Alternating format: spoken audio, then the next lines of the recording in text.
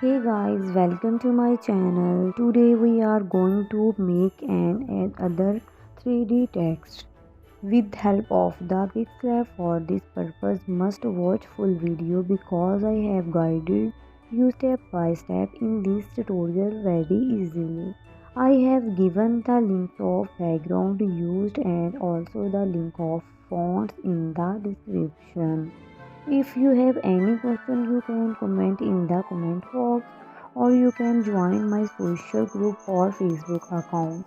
Thanks for watching. I hope you will like this video. Please like, comment, share my video and subscribe my channel for new easy tricks and all kind of editing material.